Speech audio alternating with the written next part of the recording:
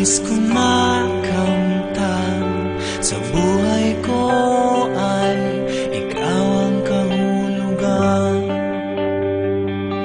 Pag-ibig ko'y walang kamatayan. Ako'y umaasang muli kang mahagkan.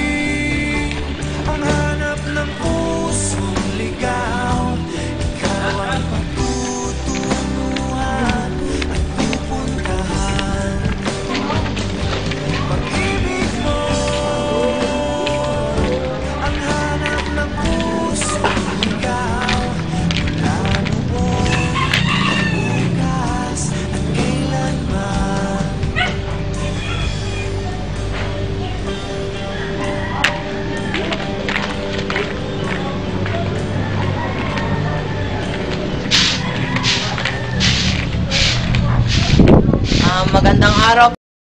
Pwede po bang magtanong? Kilala niyo po ba si Ginang Margie Chong? Ito po ang kanyang home address. Saan po yan dito? Oo, kilala ko yan.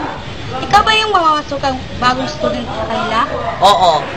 Taga saan ka? Taga Tarlac. Ang layo naman. Diretsuhin mo lang yung daan na yun.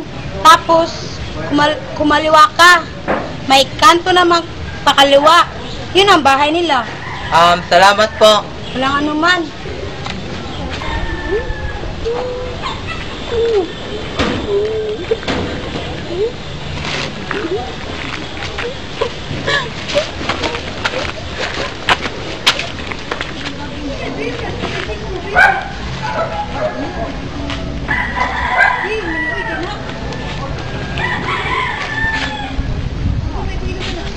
Ano ba?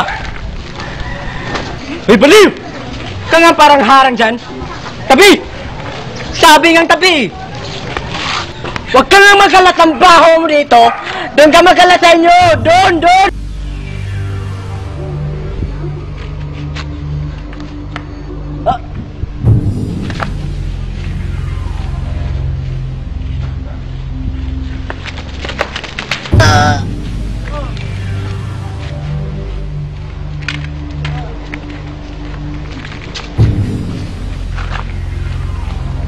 Tulungan niyo ako!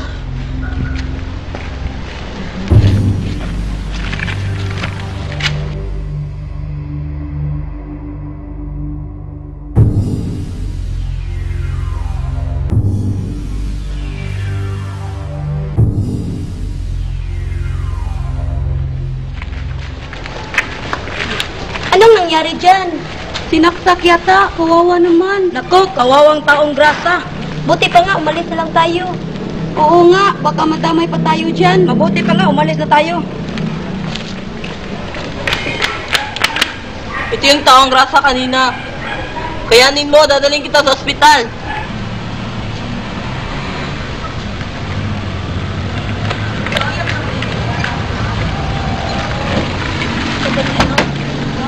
Tulungan niyo ako.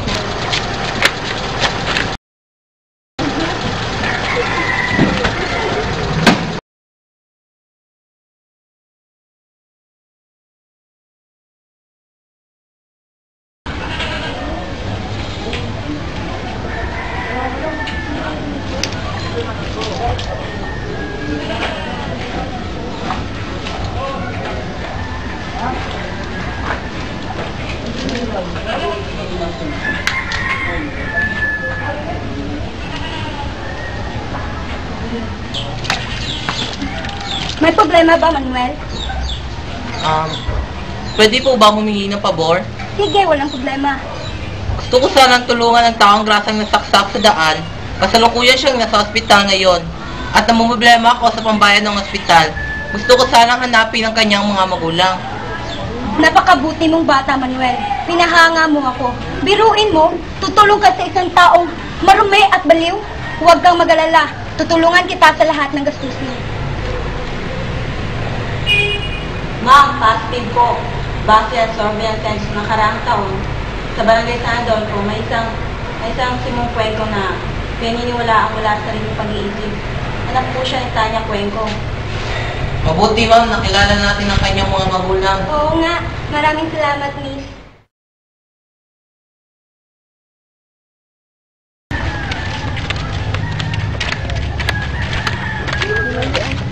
Tao po! Sino po sila? Diyos ko, ang anak ko! Saan niyo po ba nahanap ang anak ko, ma'am? Kayo po bang nag-alaga sa kanya? Nasaksak ko ang iyong anak 1 taon na nakalipas. Si Manuel ang nagdala sa ospital. Manuel, maraming salamat sa iyo, Manuel. Wala pong anuman, kundi po dahil kang Ma'am Margie, hindi po namin matutunton ang inyong bahay at hindi po namin mababayaran ng belang ospital. Ma'am, maraming salamat po. Napakabuti niyo pong tao, hindi po dahil sa inyo. Hindi ko na po nakita ang anak ko. Nasaan pala ang kanyang ama? Matagal na hong patay ang ama ni Simon. Kaya po nagkaganyan ni Simon dahil nagtrabaho ko sa malayong lugar. Simon, anak. Mahal na mahal kita. Simon, anak. Pagpatawad mo kung napabayaan kita, anak. Siguraduhin ko hindi na tayo magkakalayo, anak. Mahal na mahal kita. Patawarin mo din ako, Nay. Mahal na mahal din kita, Nay. Ikaw pa rin ang hanap ng